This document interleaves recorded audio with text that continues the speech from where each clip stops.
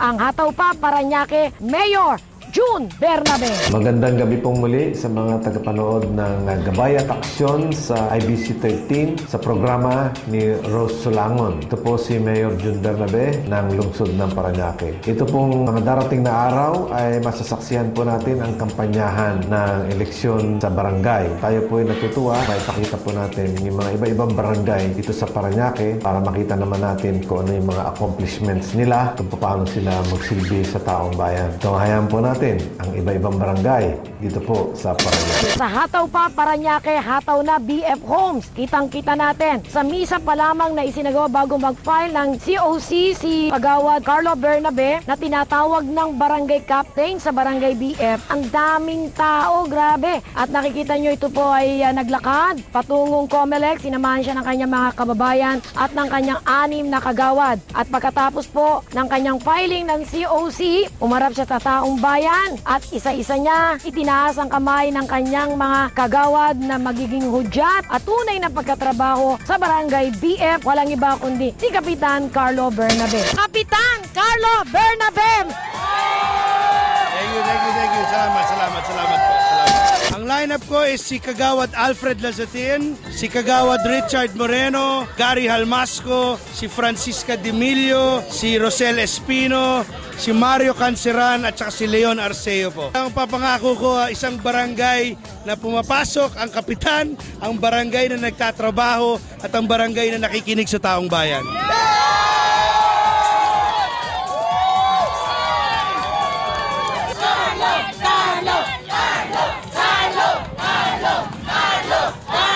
Hindi ka naman susuporta ng mga yan kung hindi sila naniniwala sa'yo. Sa 3 taon na ako ay kagawad, siguro napakaganda ng aking napakita. Kaya gano'n na lang ang suporta rin ng taong bayan sa inyong lingkod. Bukal sa kalooban, suportado sa tao, gagawa ng maganda para sa Barangay BF. Lalaban tayo para sa karapatan ng mga taga-Barangay BF. Kami po, sinusuportahan kami ng taga-Barangay BF. Kami po magiging simula ng pagbabago para sa mga kabataan ng Barangay BF. Nangyayahan ko po ang lahat ng taga-Barangay BF. October 25, bumoto po kayo lahat. Piliin nyo yung tamang kandidato at palagay ko kami yun.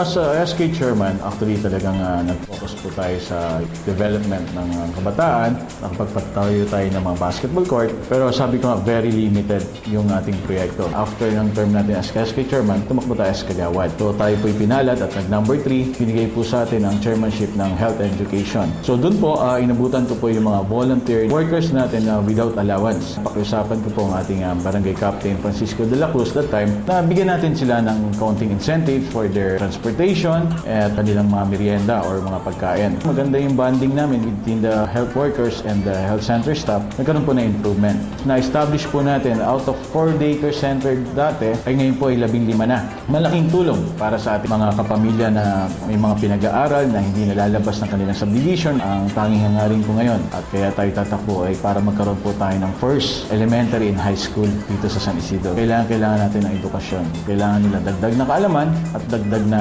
karunungan para sa harapin nilang mga bukas. Ang voting population natin is 32,000. Kung matotal po ngayon, siguro nasa 100,000 na. Napakalaki po na mission areas natin. Sa pakikipagtulungan po ng ating mayor ay naiayos ang ating mga palupa at napapapunta po sa kanila through CMP at andyan po ang ating Gawad Kalinga na sumusuporta. Mas maigi po tayong tumutulong kaysa tayo ang tinutulungan. So yun po yung paniniwala at pinamana sa amin ng aming amang, aming lolo na naging unang barangay captain, si Catino Sandil, na kaya po nagkaroon ng San Isidro ay dahil po sa kanya. Yung pagtakbo ko as kapitan, sa tingin ko ay may kakayahan tayo upang gamutin yon at ipagpatuloy. Noong 1992, binibase ko po yung mga naging problema. Sinasummarize ko po. Ngayon, pwede po nating implement. Kasi bilang ulo ng ating barangay, tayo na po ang pinaka mamumuno at hindi na mahadlangan ng sinuman. Anumang bagay ang aming proyekto, kailangan po talaga ng pag-uusap muna bago po natin implement. Kailangan natin na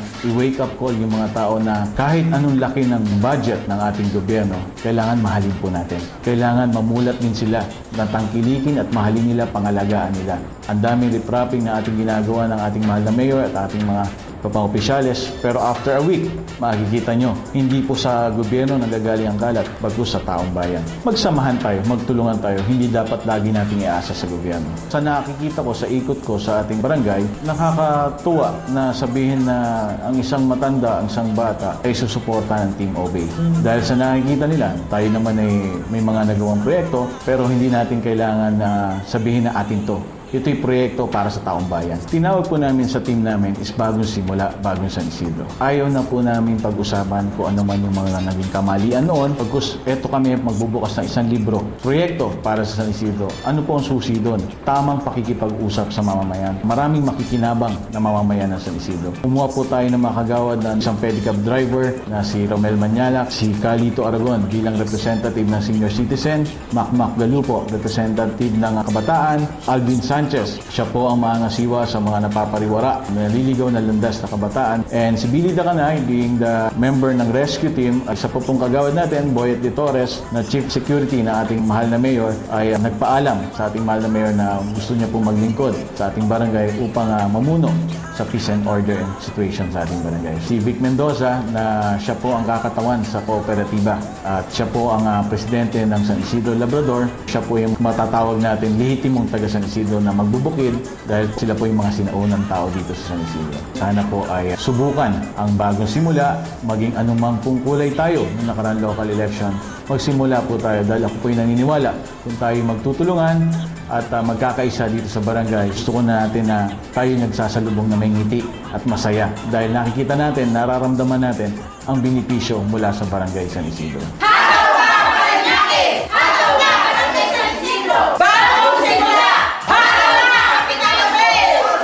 So yan po ang aming pinakita, trabaho ng mga taga-barangay sa kanilang pagsiservisyo sa barangay at pangangampanya dahil po panahon na po ng eleksyon. So bahala na po ang taong bayan na humusga sa kanila pong educational qualification, accomplishment at sa kanila pong pagkatao. Magandang gabi po sa inyo lahat. Ito po si Mayor Jun Bernabe ng Lungsod ng Parañaque. Nagpapasalamat na muli sa gabay at aksyon IBC 13 kay Miss Rose Solangon. Hataw pa! Parañaque.